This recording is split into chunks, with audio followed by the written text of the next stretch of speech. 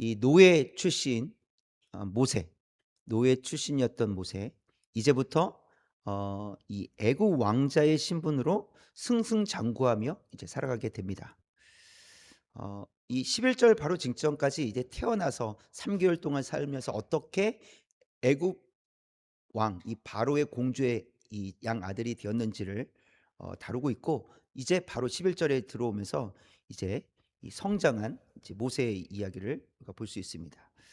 그렇게 승승장구하면서 이 모세는 이 학문을 배웠을 것이고 정치, 외교, 협상 같은 지식을 쌓아갔을 것입니다.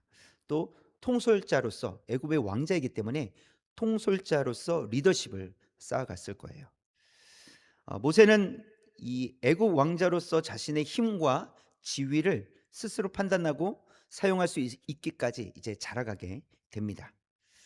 그러나 아무리 그렇게 훌륭한 교육을 받고 이 왕자의 지위에 있다 할지라도 모세는 완벽할 수는 없었습니다.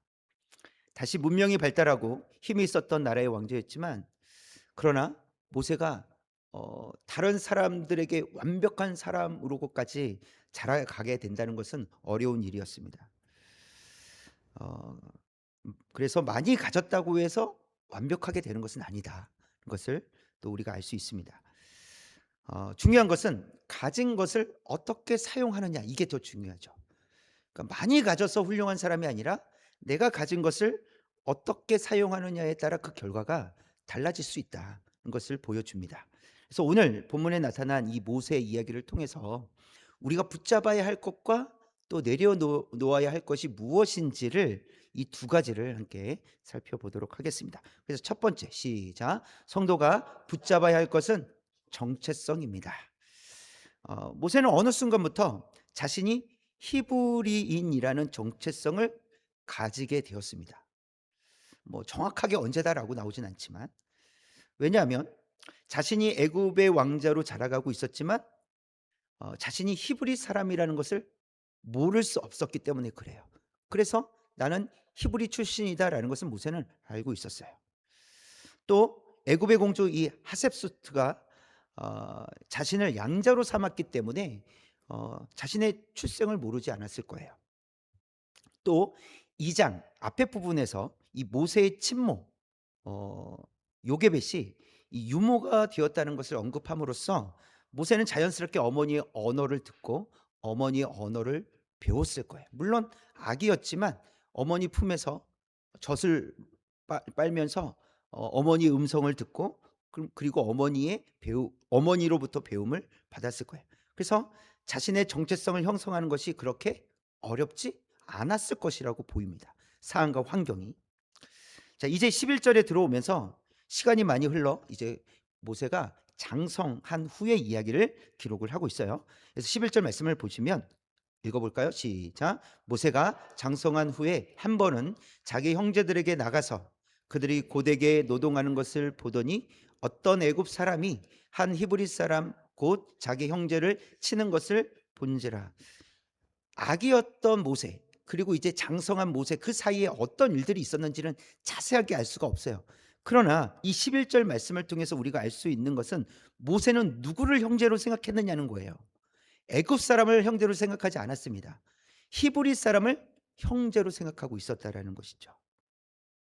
그렇기 때문에 고되게 노동하고 있는 이 히브리 사람들을 볼 때 모세의 마음은 어땠을까요? 안타까운 마음이 있었을 거예요. 그리고 언젠가는 내가 반드시 돕겠다. 어떻게든 내가 그 고통으로부터, 이들이 받는 고통으로부터 내가 해결해 줘야 되겠다라는 그런 방법을 찾고 있었을지도 모르겠어요. 그래서 21절 말씀을 보면 모세는 애굽 왕자의 신분으로 살아가고 있지만 히브리인이라는 정체성을 가지고 있었다는 것을 알 수가 있어요. 이 11절 말씀은 우리에게 그것을 가르쳐 주고 있습니다.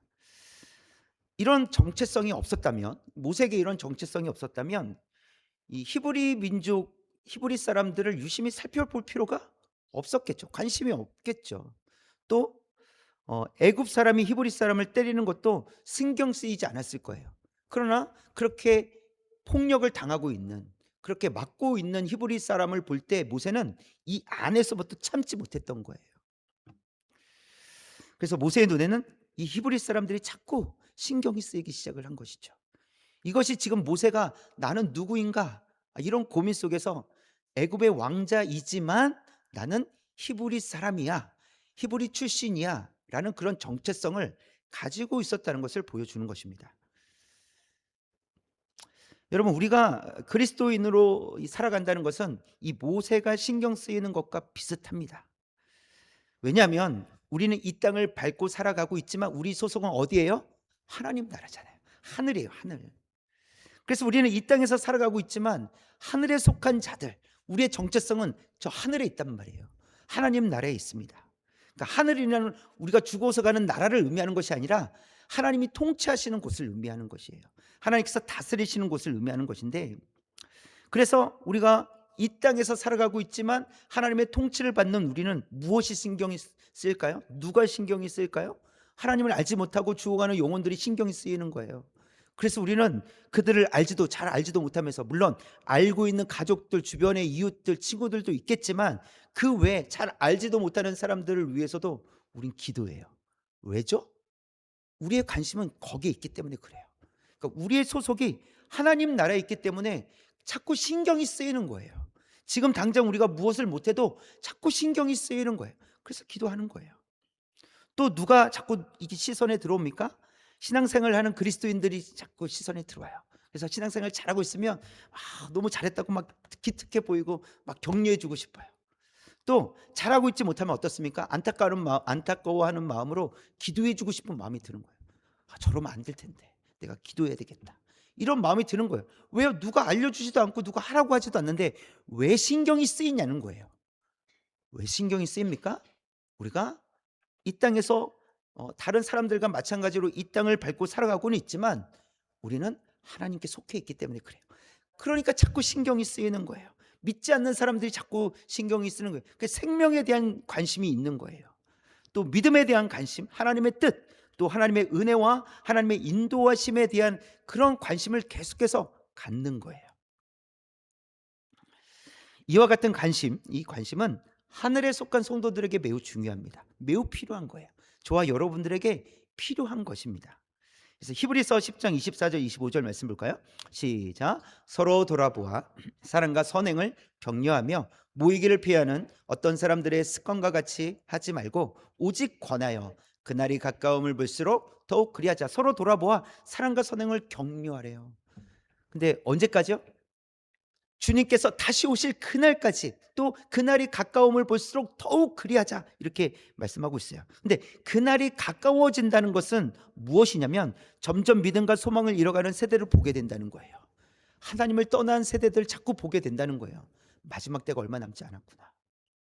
그것을 우리가 볼 때 우리는 뭐 하기를 힘쓰라고요? 서로 돌아보기를 힘쓰라고요.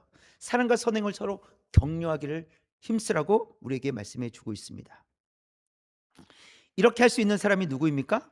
이 땅을 밟고 살아가고 있지만 영원한 하나님 나라 소속, 하나님 나라에 속해 있는 성도들이 이렇게 살아갈 수 있다는 사실입니다.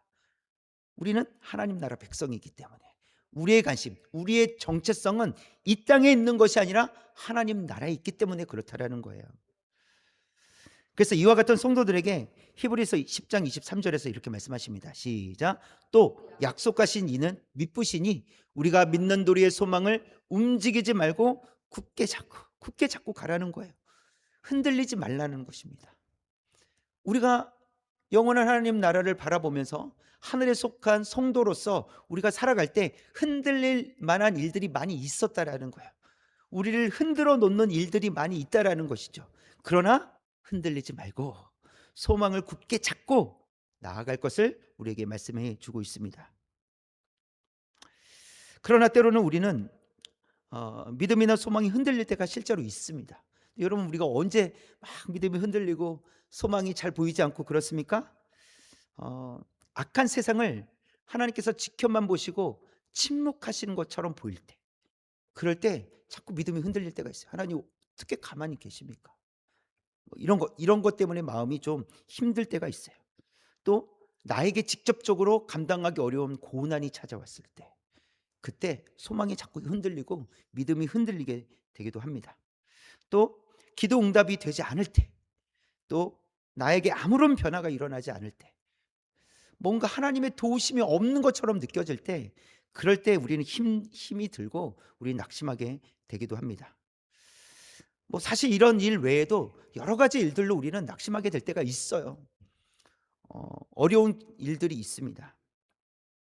그래서 여러분, 성도들이 붙잡아야 될 것은 우리가 하나님의 자녀가 되었다는, 거룩한 백성이 되었다는 이 정체성이 매우 중요하다는 거예요. 여러분, 이런 정체성이 없으면 마치 가룟 유다와 같이 예수님을 배반한 일을 선택하게 될 거예요. 하나님 살아계신 것 같지가 않는데, 나에게 아무런 일들이 일어나지 않는데 라고 하면서 가룟 유다는 자기의 길을 갑니다. 그리고 예수님을 배신할 뿐만 아니라 팔아넘깁니다. 또 아나니아 삽비라 부부는요, 사람들의 칭송과 인기의 마음을 빼앗겼어요. 우리도 그럴 수 있다라는 거예요. 하나님 말씀이 중요한 것이 아니라, 하나님의 뜻이 중요한 것이 아니라 사람들의 칭송과 사람들에게 얻는 인기가 중요한 거예요. 그래서 사람들이 좋아하는 말을 하고 사람들에게 인기를 얻기 위해서 살아가는 거예요. 그럴 수 있다라는 것이죠. 그러나 여러분, 정체성을 가지고 있다면 바울처럼 복음을 전했을 때 사람들이 와, 신이 하늘로부터 내려왔다 하면서 바울에게 제사를 드리려고 했어요. 바울을 숭배하려고 했어요. 그때 바울은 겸손히 뿌리칩니다. 그리고 이 일은 다 하나님께서 하신 일입니다. 저는 여러분과 똑같은 사람입니다. 이렇게 겸손히 자신을 표현합니다. 또 베드로처럼 3번 부인했어도 회개하게 돌아오게 될 것이에요. 정체성이 있기 때문에, 내가 누구인가? 나는 하나님의 자녀입니다. 나는 거룩한 백성입니다. 이런 정체성이 있기 때문에 때로는 실패해도 베드로처럼 3번이나 예수님을 부인하는 그런 실패 속에서도 회개하고 돌아올 수 있게 된다는 거예요. 이런 정체성이 없으면 여러분, 돌아올 수가 없습니다. 그래서 가룟 유다처럼 된다는 거예요. 저와 여러분이 하나님 나라 백성이라는 정체성을 가지고 살아갈 때 베드로와 같은 실패 속에서도, 또 반대로 바울과 같이 이 사람들의 칭송을 받는 그런 상황 가운데서도 믿음과 소망이 흔들리지 않고 주님만 바라보는, 주의 말씀에 순종하며 살아가는 그런 성도가 될 줄 믿습니다. 그래서 우리가 정말 붙잡아야 될 것은, 하나님께서 나를 구원해 주셨다, 나는 이제 하나님의 자녀가 되었다, 거룩한 백성이 되었다는 이 정체성을 가지고 살아가는 거예요. 그랬을 때 우리는 때로는 실패할 수 있어요. 마치 하나님이 나를 안 도와주시는 것처럼 고난 고통 속에서 그냥 헤매고 있는 듯한 그런 삶일 수도 있어요. 그러나 그 정체성이, 하나님께서 주신 그 믿음이 우리를 붙잡아 주실 줄 믿습니다. 결국 우리는 일어서게 될 것이고 하나님의 은혜 가운데 살아가게 될 줄 믿습니다. 그런 은혜가 저와 여러분들에게 있으시길 주님의 이름으로 축원합니다. 그래서 두 번째 시작. 성도가 내려놓아야 할 것은 자신의 힘입니다. 우리가 붙잡아야 될 것은 정체성이었어요. 네, 우리가 내려놓아야 될 것이 있어요. 무엇입니까? 내 힘이라는 거예요. 내가 가진 힘을 내려놔야 된다는 것이죠. 여러분, 모세는 분명 힘이 있었어요. 힘이 많았어요. 그런데 문제는 그 힘이 모든 것을 바꿀 수는 없다라는 거예요. 모세도 자신의 힘을 마음껏 사용할 수 없다는 것을 알고 있었습니다. 12절 볼까요? 12절 시작. 좌우를 살펴 사람이 없음을 보고 그 애굽 사람을 쳐 죽여 모래 속에 감추니라. 모세는 애굽 사람을 죽이고 모래 속에 감추어 두었습니다. 아무에게도 들키고 싶지 않았어요. 만약 그 힘을 마음껏 사용할 수 있다면 이게 뭐가 문제입니까? 죽이는 게 뭐가 문제겠어요? 힘이 있는데 왜 감춥니까? 힘이 있는데. 그러나 힘이 있어도 할 수 없는 범위가 있다라는 거예요. 한계가 있다라는 것입니다. 그래서 힘은 있지만 힘이 있어도 마음껏 사용할 수 없다라는 것을 보여줘요. 모세처럼 애굽의 왕자가 되었어도, 그래서 정말 다른 사람들에 비하면 큰 힘을 가지고 있었지만 그럼에도 불구하고 한계는 있다는 것을 말씀하고 있습니다. 그럼에도 모세는 그 힘을 사용해서 상황을 반전시킬 수 있다, 모세가 그동안 어떻게 하면 히브리 사람들을 내 형제들을 구원할 수 있지? 도와줄 수 있지? 이런 방법들을 자꾸 생각하다 보니까 또 기회가 생긴 거야. 저 애굽 사람 죽이면 되겠다라고 생각을 했겠죠. 그러면 상황이 바뀔 거라고 생각을 한 겁니다. 그러나 그렇지 않았죠. 또 한 가지 모세가 놓친 것이 있어요.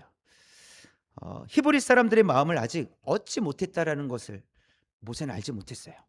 14절 볼까요?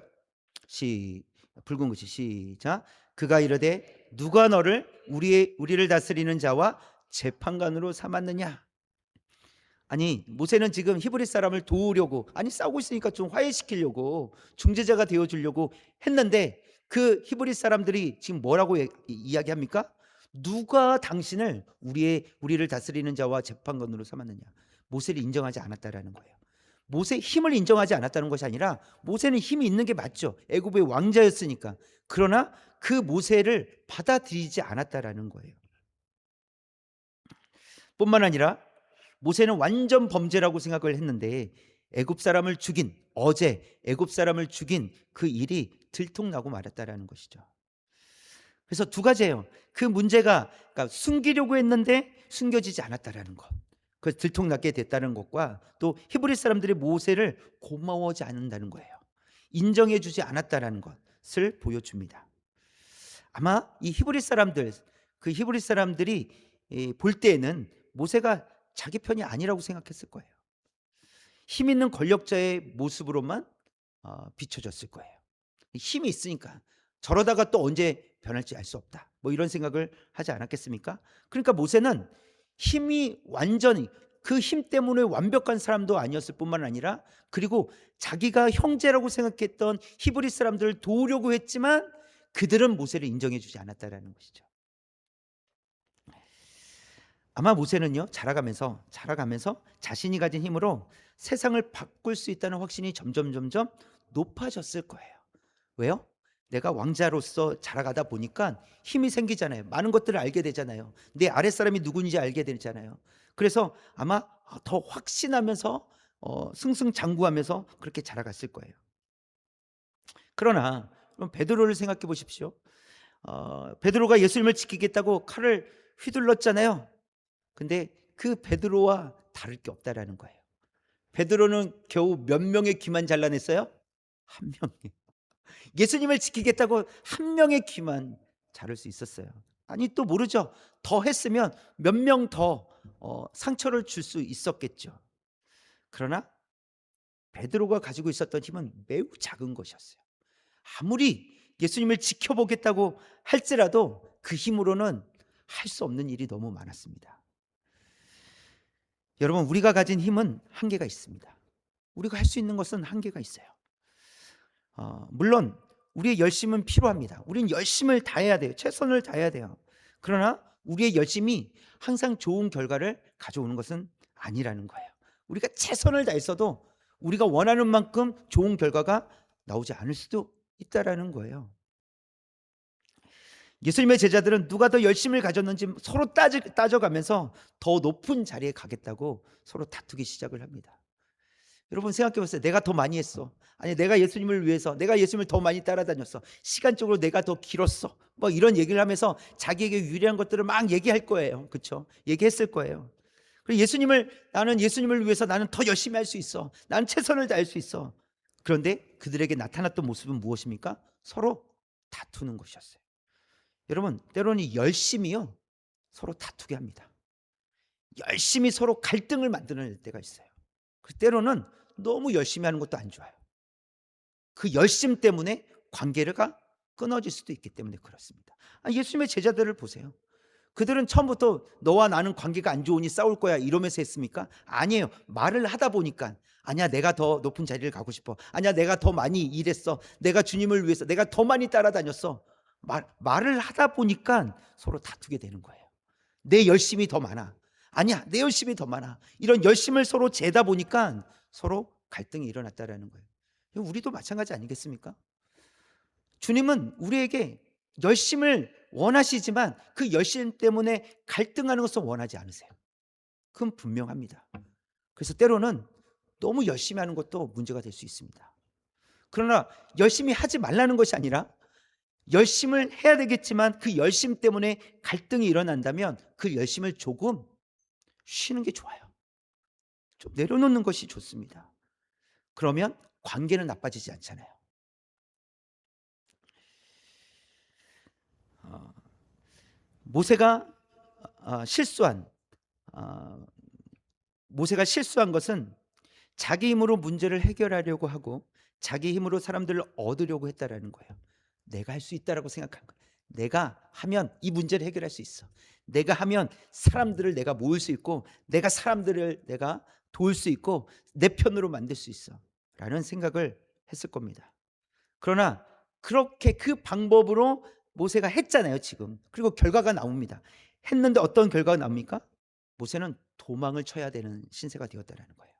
자기 힘으로 했는데 내 힘으로 할 수 있을 거라고 생각했는데 히브리 사람을 더 얻을 수 있을 거라고 생각했는데 그러나 모세는 도망자 신세가 됩니다.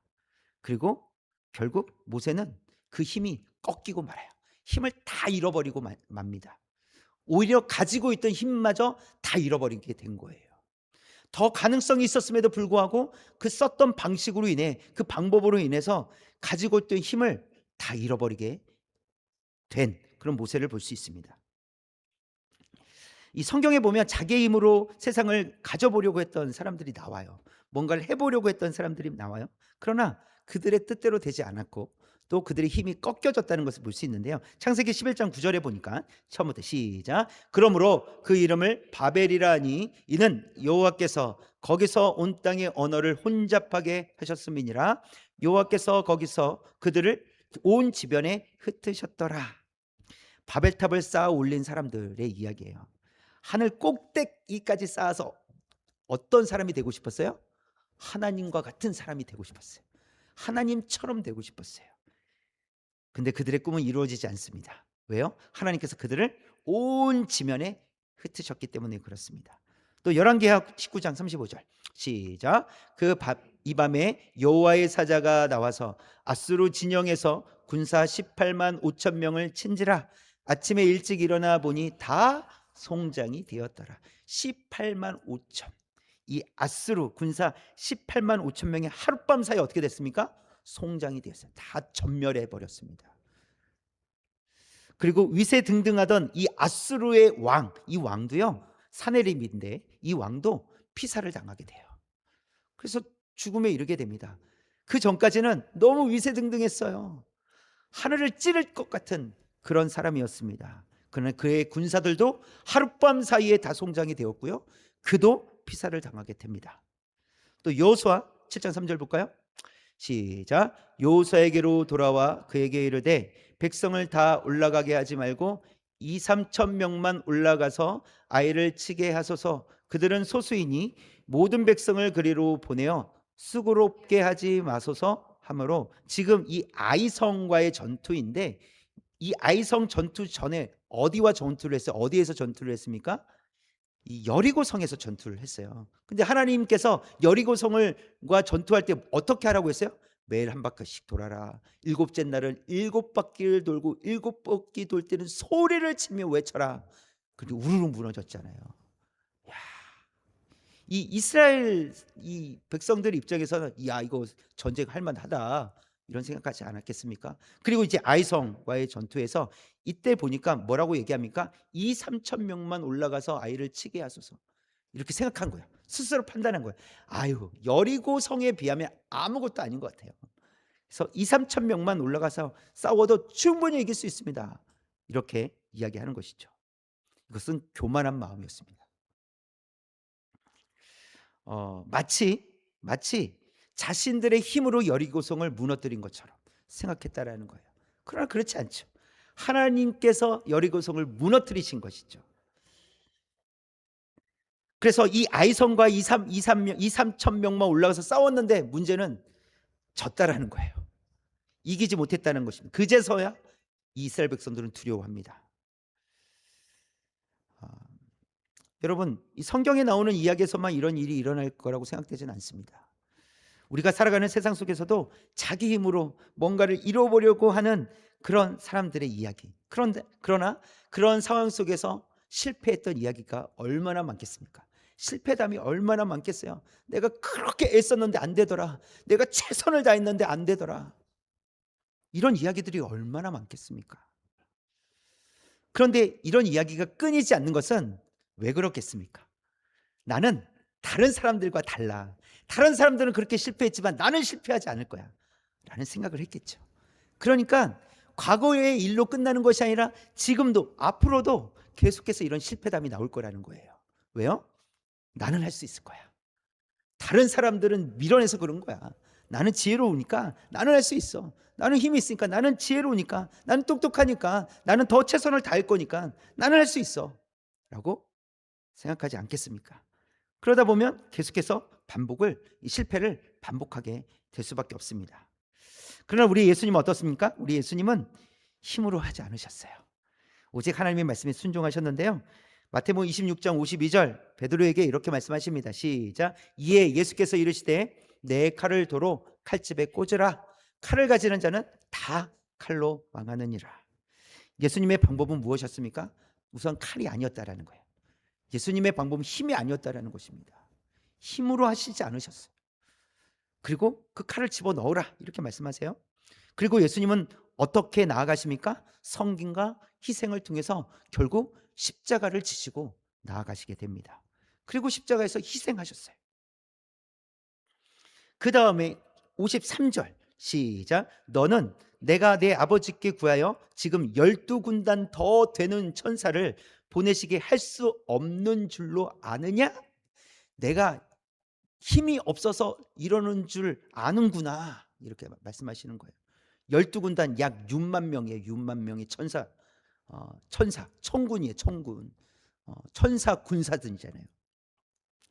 약 6만 명이나 되는 이 천사들이 지금이라도 확 쓸어버리게 할 수 있는데 내가 그렇게 하지 않는다.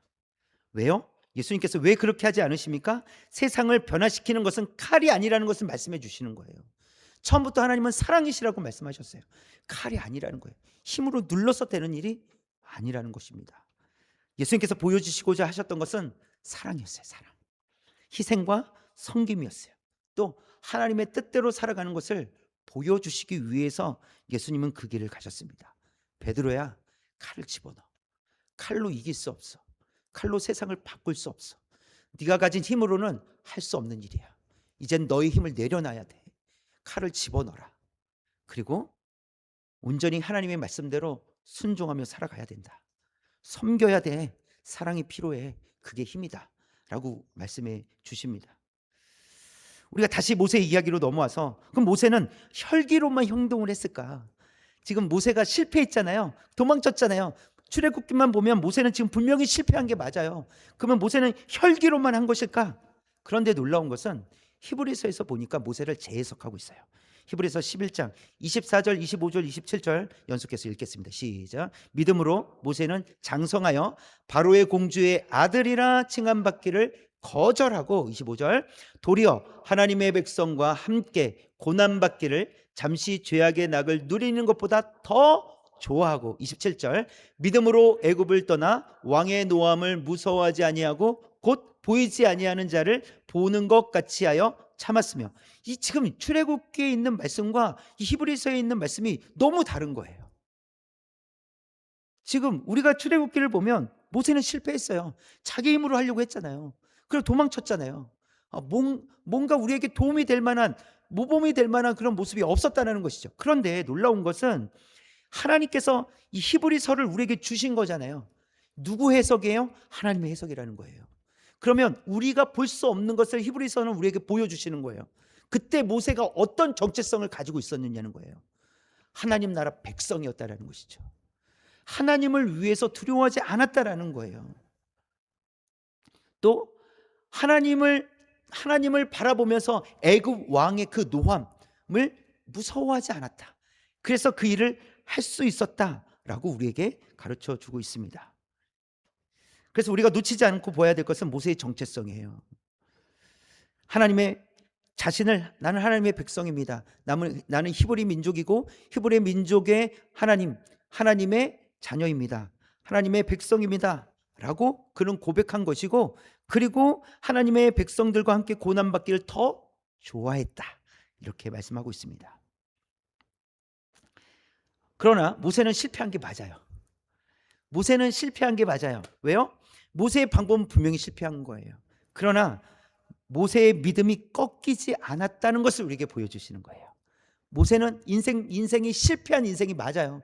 자기 힘으로 해보려고 했지만 안 된 거예요. 이것은 분명히 실패한 것입니다. 그러나 그의 마음은 꺾이지 않았다는 거예요. 그래, 나는 그래도 하나님의 자녀로서 하나님의 백성들과 함께 고난받기를 선택할 거야 라고 그렇게 믿음으로 살아갔다는 것입니다. 즉 하나님께서는 모세의 실패도 사용해 주셨다는 사실입니다. 그의 정체성, 그의 마음이 꺾이지 않았기 때문에 하나님은 모세와 함께 하셨고, 또 하나님은 그 모세의 실패마저도 사용하고 계시다는 것을 우리에게 말씀해 주십니다. 우리도 믿음으로 행동한다고 하지만 그렇다고 완벽한 것은 아니라는 것을 기억해야 됩니다. 내가 믿음으로 결단했지만 이게 100% 옳은 일이냐? 알 수 없어요. 아닐 수도 있어요.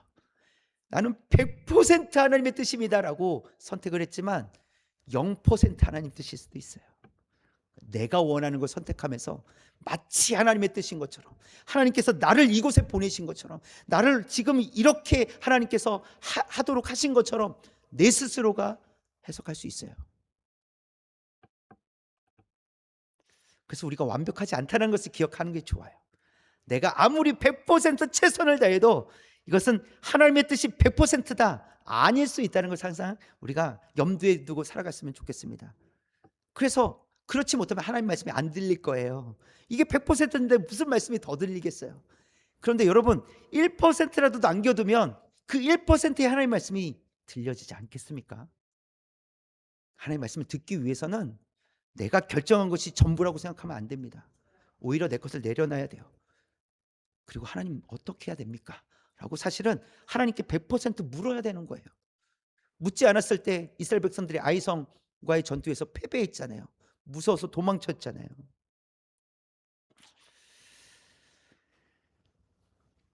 히브리서의 말씀처럼 모세가 믿음으로 행동했다고 할지라도 모세가 썼던 방식이, 그 방법이 옳았다고는 할 수 없다는 것을 우리가 이해할 수 있었으면 좋겠습니다.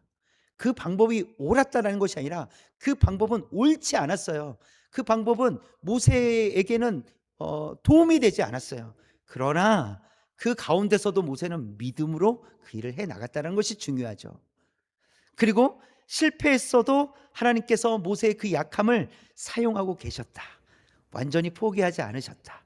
이제 앞으로 40년 후에 이 모세의 이야기, 이 도망친 이후에 40년이 지나서 이제 있는 그 이야기를 또 성경은 우리에게 말씀해 주실 텐데, 하나님은 모세의 약함도 사용하고 계시다라는 것을 보여주십니다. 그렇기 때문에 우리가 믿음으로 행동하고 싶다면, 저와 여러분이 믿음으로 행동하고 싶다면 우리는 더욱더 힘을 빼야 되겠습니다. 내 힘을 빼고 하나님 말씀해 주십시오. 하나님의 도우심이 필요합니다.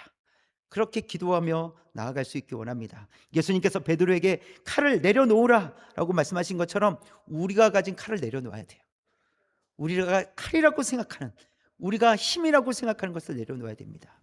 그리고 하나님의 뜻을 따라 순종하며 살아가는 저와 여러분 되시기를 주님의 이름으로 축원합니다. 아멘.